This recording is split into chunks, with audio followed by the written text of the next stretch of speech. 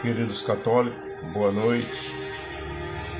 Eu tenho esse grupo aí, a qual estou publicando esta mensagem ao vivo. Amo vocês, até porque eu creio que no meio de vocês haverá pessoas salvas, sinceras, que adoram a Jesus. Porque eu nasci no catolicismo, cresci no catolicismo. E aos 18 anos eu entrei para ser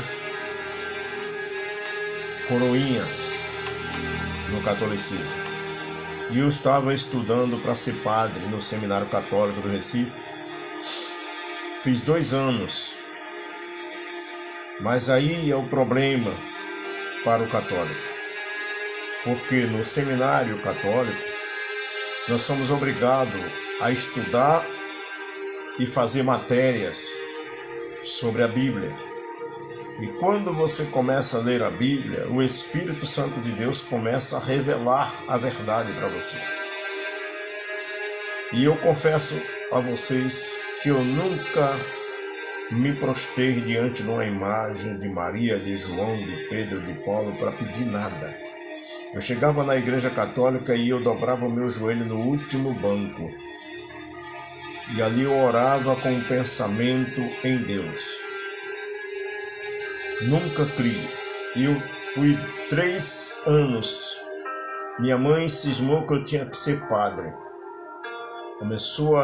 Falou com o padre e pediu para me colocar no seminário.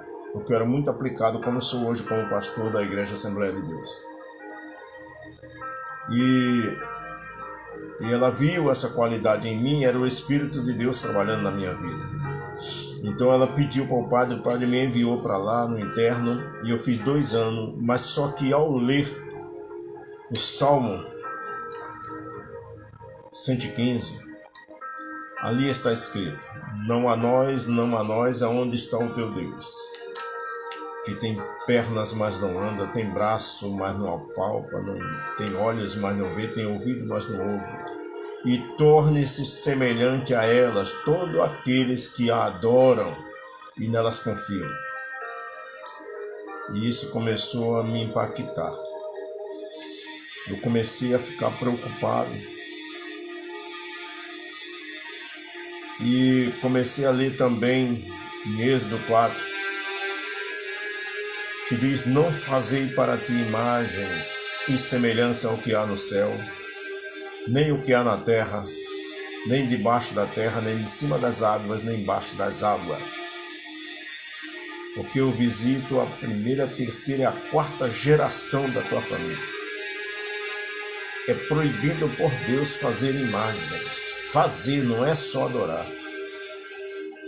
E eu jamais posso colocar uma adoração a Maria, porque Deus diz que não divide a sua glória com outro.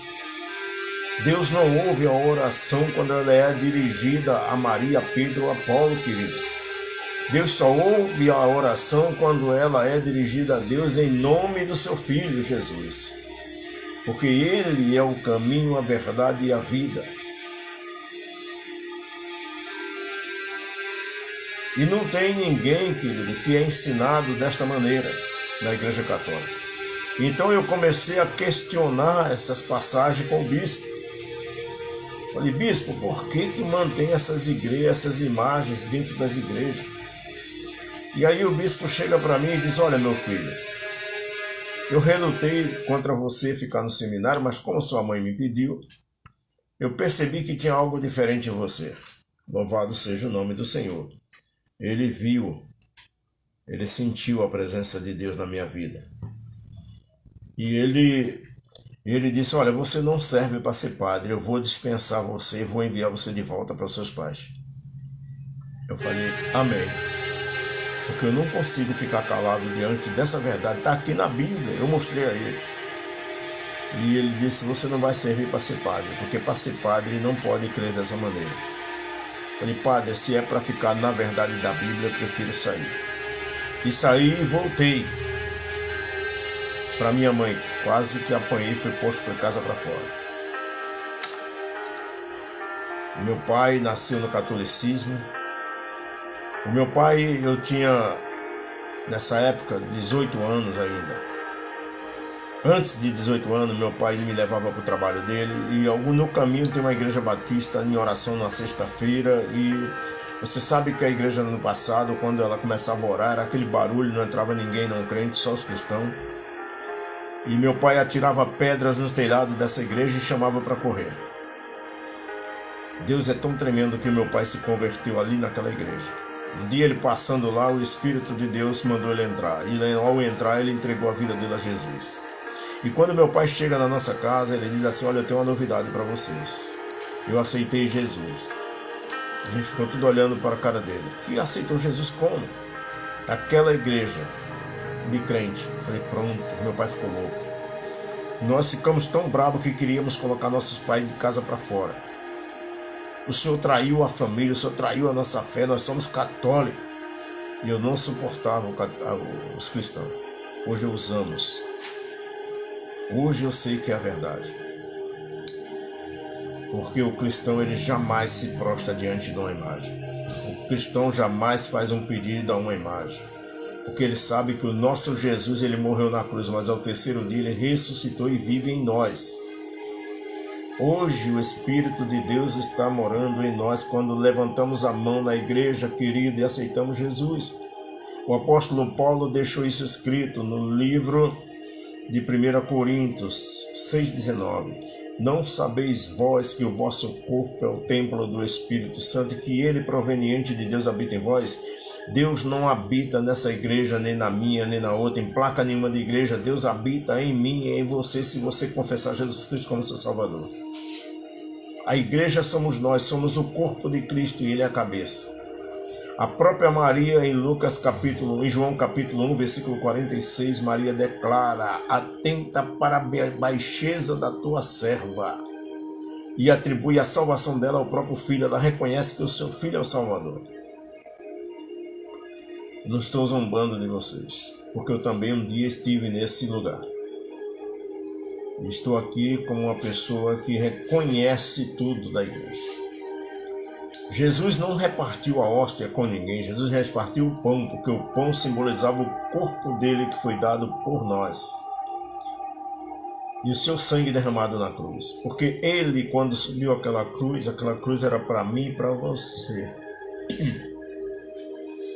Mas ele assumiu a nossa forma humana. E a forma humana que morreu naquela cruz foi o filho de Maria, o ser humano. Porque quando Jesus nasceu, ele era um homem normal. Depois o Espírito de Deus entrou nele para fazer a sua obra. Um filho gerado por Deus para vir ao mundo. Porque Deus em si não pode vir ao mundo. Porque a sua glória vai consumir a nós todos.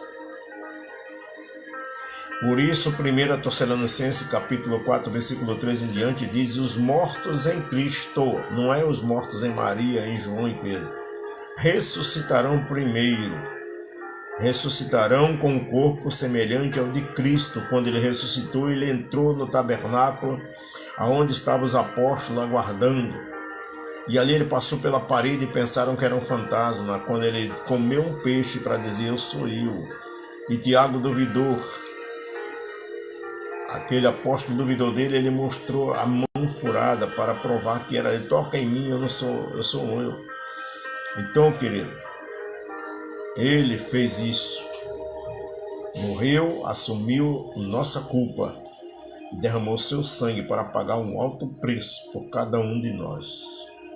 E quando eu atribuo a minha salvação, ou a minha petição, a minha oração a um ser humano, porque Maria, Pedro, Paulo, os apóstolos, todos são seres humanos pecadores que pecaram e foram salvos por Cristo.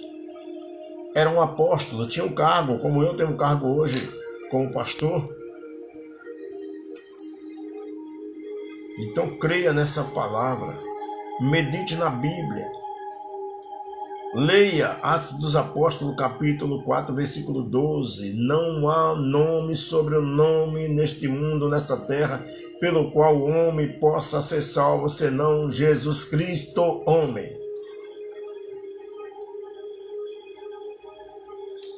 Cristo nos comprou para si com o seu sangue.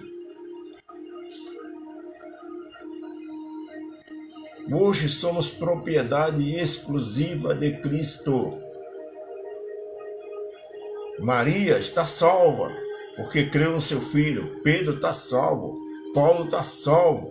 E os demais apóstolos estão salvos porque morreram pelo nome de Jesus. Todos foram mortos por perseguição, inclusive dos romanos e os católicos.